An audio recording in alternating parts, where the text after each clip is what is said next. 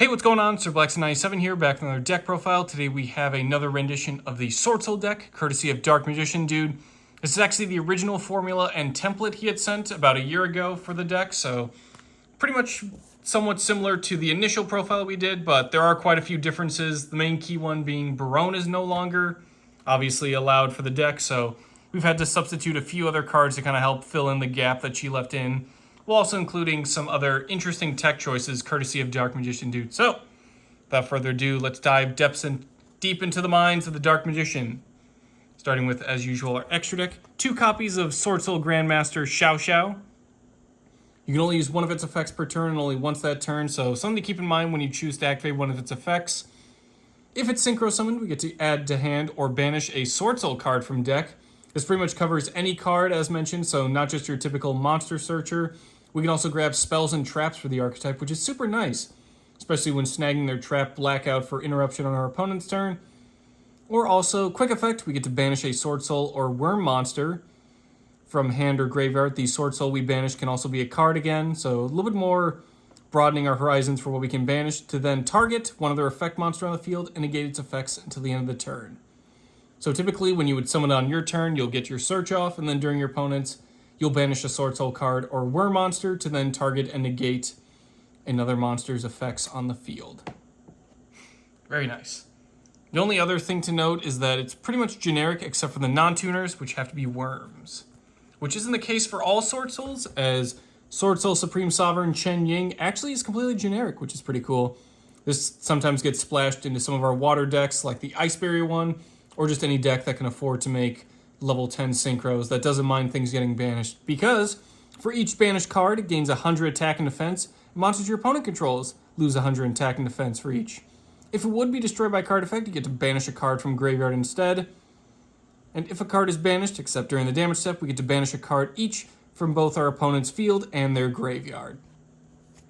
Very nice, very powerful. Using a Pot of Desires pretty much gives this thing another 1,000 attack and defense, while also being able to help banish stuff out. If any time your opponent wants to hit them with a lightning storm, you can easily just banish something else and then start messing with their field and graveyard. So definitely one you don't really have to worry about putting into defense position. You can just slap them into attack and then be prepared for any effects that may come your way. Up next we have their other level 10 synchro, 2 copies of Swordsoul Sinister Sovereign King Longwan.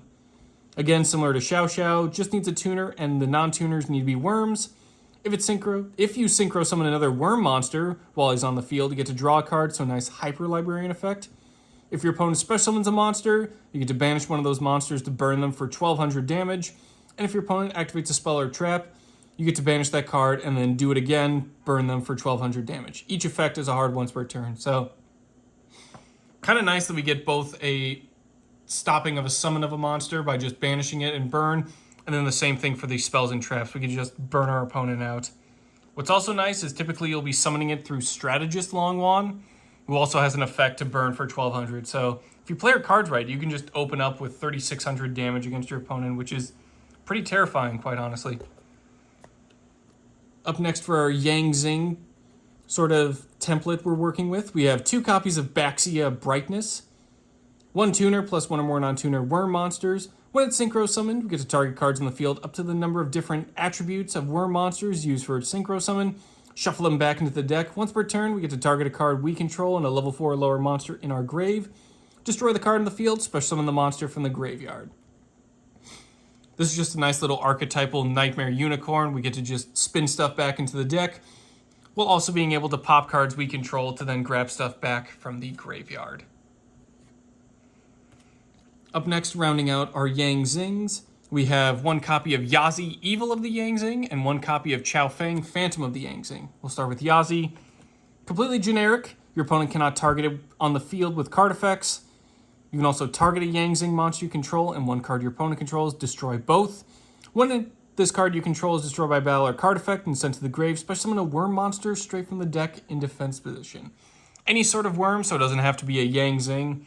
So that pretty much opens up to go into any sort of our Tenyi spirits or just other Swordsouls that we want to make plays with. And then we have Chao Feng, Phantom of the Yang Zing, also generic. While this Synchro Summon card is on the field, your opponent cannot activate effects of monsters with the same original attributes as the Zing monsters used for the Synchro Summon of this card. When the Synchro Summon card is destroyed by battle or card effect and sent to the graveyard, add a tuner, any tuner, from deck to hand. Once per turn, when an opponent's monster they control is destroyed by battle or card effect, special summon a worm from deck in defense position, whose original attribute matches the one of the destroyed monster. So pretty cool effects right here, just being able to shut down anything attribute-wise. So if you play your cards right, using like a level 1 tuner and Baxia, you can just go into this guy and shut down lights. But also being able to just snag a tuner once it floats, any sort of tuner, so you get to go into some outside archetype stuff like Jet Synchron, or just some stuff that typically isn't worm-related, but still works with the deck, like Ecclesia. And then being able to just snag stuff that kind of matches your opponent's attributes is also super handy. This deck does cover a wide variety of attributes, so it's not exactly as hindering as you might think. Again, just depending on what your opponent has, you can easily match with another Swordsoul or Tenyi Spirit. Up next, we have Adamancipator, Risen Dragite. Bit interesting to have a rock in here, but it does kind of make sense.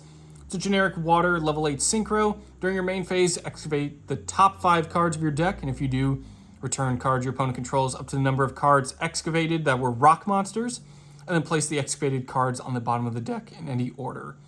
When your opponent activates a spell or trap or effect while a water monster is in your grave, quick effect, negate, and destroy.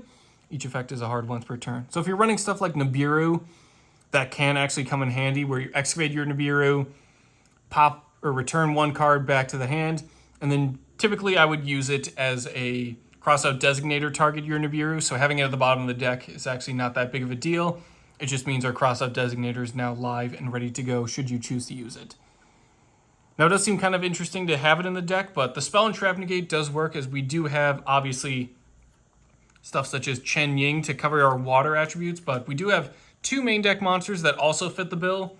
So again, it's not that outrageous. We cover a large variety of attributes, so actually having that negate live is not that hard. Up next, for the Tenyi portion of the extra deck, we have 1 copy of Draco Berserker, generic level 8 Synchro. When your opponent activates a monster effect, you can banish it. So nice when paired with King Longwan, just being able to banish stuff and prevent any sort of monsters or effects from going off. This attacking card destroys an effect monster by battle and sends it to the grave, gains attack equal to the destroyed monster's original attack, and can make a second attack on a monster during this battle phase. It's a very offensive, very intimidating, much like King Longwan though it doesn't actually negate the effects it's banishing, but being able to just banish stuff that it tries to make a play is pretty impressive nonetheless. Covering the link portion, we have 2 copies of Monkey of the Tenyi and 1 copy of Shaman of the Tenyi. Monkey is pretty generic, it's just a normal, it's 1 non-link Tenyi monster. And then Shaman requires 2 worm monsters. You can discard a card to target a worm in the graveyard, special summon it, but then get locked into activating the effects of monsters special summon from the extra deck that are only Tenyi monsters. So typically you would go into Berserker after this, or go into the Berserker Link if you want to do that and climb a little bit further with some of your Tenyis. When attack is declared involving a face-up non-effect monster, such as your Swordsoul token or your Monk, you can target a card your opponent controls and destroy it, which is a pretty nice effect. Moving on to the main deck portion of our deck, we have 3 copies of Incredible Ecclesia the Virtuous. This is what I mentioned when I said not everything is a worm monster for this deck per se, but having Chao Fang or some other card search it out is pretty nice. It's a Spellcaster tuner. If your opponent controls more monsters than you do, special summon it from the hand. You can also tribute it to grab a Swordsoul monster or Fallon of Albaz from hand or deck as a quick effect, which is nice. And if a fusion monster was sent to the graveyard this turn, add it back to the hand from the graveyard. We aren't using any fusions, nor are we using Fallon of Albaz, so just being able to add quick effect, dot some targeting, go into a Swordsoul card straight from the deck is super nice, as a lot of them kickstart their plays just by being summoned or being able to banish something from the grave. Speaking of a good one to on-summon float into, we have 3 copies of Swordsoul of Moye. This is one of our water monsters that was mentioned, so this one does enable Dragite, and is actually a 1-card Dragite, so she is pretty versatile for what she can do. If it's normal or special summon, reveal a Swordsoul card or a worm monster in hand to special summon our Swordsoul token, which is a level 4 water tuner worm with 0 attack and defense. While the token is in the monster zone, a lot of these Swordsoul cards will lock you into Synchro monsters from the extra deck, so just keep that in mind. If it's sent to the graveyard as Synchro material, you get to draw 1 card. Moye is absolutely one to max out on, similar to Ecclesia. Just being able to easily go into your Synchro monsters and being able to draw off of them is super handy. Especially when going into Xiao, you can make Xiao Chainlink 1, Moye Chainlink 2. That way, if your opponent does try to stop an effect, it would just be the draw and the search would still go off. Or you can go into King Longwan as well while using Moye, so that way something's going to draw a card, so you're not really too concerned if your opponent does negate something. Up next, we have 2 copies of Swordsoul of Taya, our Windworm. Get to banish a Swordsoul card or worm monster from the graveyard to special summon our previously mentioned Swordsoul token. Similar conditions of being locked into Synchros while that token's in the monster zone. If it's sent to the graveyard as Synchro material, we get to Foolish Burial a Swordsoul card or worm monster from deck, which is very nice. Kind of sets up our graveyard in case we're ever running Protos, or we just want to banish stuff for stuff such as Tenyi, or just grab it back for later. Next, we have 3 copies of Swordsoul Strategist Longwan. This is pretty much our opening play. Back when Barone was around, this was similar to Moye being a 1-card Dragite. This was a 1-card Barone. Still viable in Duel Links, as it's now back to 3, but... Or Master Duel, excuse me, not Duel Links. But being still viable here as well, just being able to grab our level 10 Synchro monsters. You get to discard 1 other Swordsoul card or Worm monster, special summon this card from the hand, then special summon our Swordsoul token. Similar conditions as before, and then if it's sent to the graveyard as Synchro material, burn our opponent for 1200 damage. So this is what I mentioned earlier about the additional 1200 damage. So if we are going into King Longwan, we can really pack down the effect damage, as we'll just be stacking it up with King Longwan as well as Strategist Longwan, which is super nice. Moving on to the Tenyi portion of the deck, we have 3 copies of Adhara. Similar to all the other Tenyi spirits, if you control no effect monsters, you get to special summon it from the hand. If you control a face-up non-effect monster, they also gain an additional effect. Adhara's being you can target one of your banished worm monsters, add it back to the hand. Very handy. That is after you banish it from hand or graveyard. So once you have your non-effect monsters, you pretty much banish your Tenyi spirits from hand or grave to then get your additional effects, or you can just special summon it out into the field or normal summon it, as it is a level 1 tuner. So that's how we kind of get to stuff like Yazi or Chaofeng, as they are level 7 and 9 respectively. So Adhara just kind of fills in the gap for some of those more awkward level synchros you want to go into. Tenyi Spirit Shathana. Similar, control no effect monster, special summon it from the hand. Nice level 4 as well. Face-up non-effect monster controls destroyed by battle or card effect. Banish it from hand or grave to target one of those destroyed monsters, special summon it. So typically that would be your monk, as the token would just disappear. Then you can destroy 1 monster your opponent controls. You typically don't see that effect go often enough. It's more of just, it's a water monster and a worm, so it enables Dragite to go live, and also helps with some of your Synchro and Xyz plays if you want to make some rank 4 worms like Tornado Dragon. Up next, we have 3 copies of Tenyi Spirit Vishuda. Very cool. Control no effect monster, special summon it from the hand as usual. If you control a face-up non-effect monster, banish it from hand or grave to then target a card your opponent controls and bounce it back to the hand. It's a nice way to, again, just bounce back your opponent's stuff. Help make sure your hard-hitting worms are able to secure that OTK. Or just get rid of a problematic monster that can't be destroyed by battle or card effects, but can still be targeted. And then finally, the main opener, and just sort of one you absolutely want to max out on, is Tenyi Spirit Ashuna. Similar summoning conditions. If you control a face-up non-effect monster, you get to banish it from hand or grave to special summon a Tenyi monster from deck, but then get locked into special summoning for the rest of the turn of only worm monsters. So this one's fantastic, just being able to easy special summon. Normal summoning Adhara would let you go into a rank 8 like Draco Berserker, or a level 8, excuse me.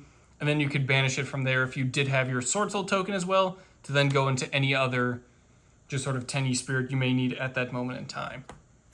Rounding out the monster lineup, we have 2 copies of Ghost Bell and Haunted Mansion. When a card or effect is activated that includes any of the following quick effect, we get to discard her to negate the activation. We get to either negate A, adding a card from graveyard to hand, deck, or extra deck, B, special summoning a monster from the graveyard, or C, banishing a card from the graveyard. So a nice way to interrupt some of those pesky bestial monsters, as we do have some light and darks kind of floating around like Ashuna and Vashuda that we kind of want to banish on our own for their own effects, not be banished by our opponent's stuff. So it does help out as well, along with making sure our opponent doesn't revive or recover some of their monsters as well. Moving on to the spells, we have 3 copies of Swordsoul Emergence. This is basically our reinforcement of the army for the deck. Add a Swordsoul monster from deck to hand, but what's cool is a lot of these Swordsoul spells become generic. If you have a Synchro monster, we get to add a Worm monster instead. This is how you would search out Protos once you had your Synchros out on the field. It doesn't have to be a Worm Synchro, it just needs to be a Synchro monster out on the field. We get to target a Swordsoul or Worm monster we control, increase or decrease its level by 1 until the end of the turn after banishing it just in any case. So off of the effect of Xiao or just banishing it through any other means like Chen Ying, we get to immediately get some level modulation, which again, helps out go into some of those awkward level synchros.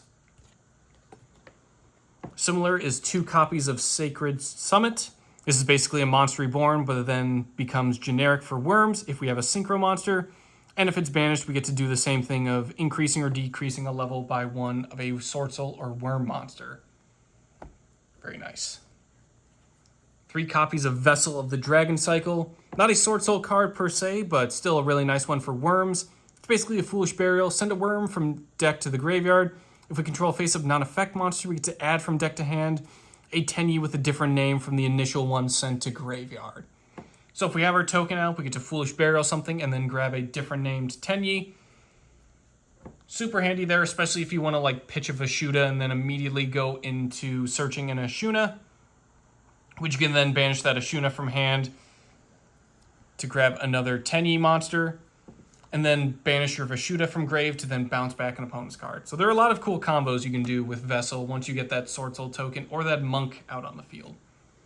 3 copies of Heavenly Dragon Circle. It's a quick play spell, so it's another way to get rid of dodging some of those pesky targeting effects. Tribute a worm monster to add a worm from deck to hand, or if you tributed a non-effect monster, such as our Monk or token, to activate this effect, we get to special summon it instead, but negate its effects. During the main phase, if you control a face-up non-effect monster, we get to banish it from the graveyard to add a Tenyi card from deck to hand, which is super nice. Similar to Xiao, though, we can only use 1 effect of the Heavenly Circle per turn and only once that turn. Understandable, considering the ability to just grab stuff from deck to hand or special summon. Probably don't want to also have the ability to banish and then grab a Tenyi card same turn. Similar to Xiao, though, it is able to grab any card for the Tenyi, so you do get a little bit of variety there as well. 2 copies of Pot of Desires. You can also bump it up to 3, but I think 2 is pretty acceptable. This is pretty much just nullified any downsides, as again, it turns Chen Ying into a plus 1,000 attack and defense. Banish 10 cards from the top of your deck face down to then draw 2 cards. Banishing stuff in this deck is like a shortcut to plays later on, so again, not really that big of a deal. It just helps Chen Ying get even more stronger and able to punch over some pretty powerful targets. For our traps, we have 2 copies of Swordsoul Blackout. Target a worm monster you control and 2 cards your opponent controls, destroy them, so a nice Icarus attack. If it's banished, we get to special summon our token directly and have the same summoning conditions of only being able to special summon from the extra deck as synchro monsters, which is pretty understandable. What's cool about this is if you target Protos can't be destroyed by card effects, so you essentially get to pop 2 cards your opponent controls for free with no downsides from Blackout, which is super cool. And then finally, rounding out the deck, we have 2 copies of Solemn Strike. When a monster would be special summoned or a monster effect is activated, pay 1,500 life points to negate the summoner activation and destroy it. This combined with an opening board of King Longwan and Draco Berserker means you're able to play through a lot of stuff your opponent does, being able to burn through special summons, monster negates, and also negating and destroy summonings or monster effects through strike as well. So if your opponent does bait one out, you can easily just get rid of the other one through strike as well. That'll do it for today's deck profile. Big thanks again for DarkMagician Dude for sending this in. This was actually pretty cool to use the original template. Still holds up pretty well, but obviously with some of the newer ban lists, having a 3rd copy of Desires, stuff such as Crossout Designator Nibiru, just for the odd chance you do get to activate that return effect with Dragite. And also, of course, using the big man himself, Protos, to really cause some shenanigans. Really goes a long way to really round out some of the other decks' consistencies and just make it even more menacing and terrifying. As again, it does cover a lot of attributes, stuff like fire through your shaman, so if you want to get rid of your snake eyes, light attributes if you want to get rid of stuff like your Drytrons, and just any sort of other attribute you may want to get rid of, including dark itself. As Protoss, again, can't be destroyed by card effects, so that gives it another layer of immunity. Big thanks again for DarkMagician Dude for sending this in. This deck is a ton of fun to play, so we'll definitely experiment and get some more different templates or profiles for it, so expect to see more Swordsouls in the future. That'll do it for today's deck profile. Thank you all for watching, and I will see you guys next time.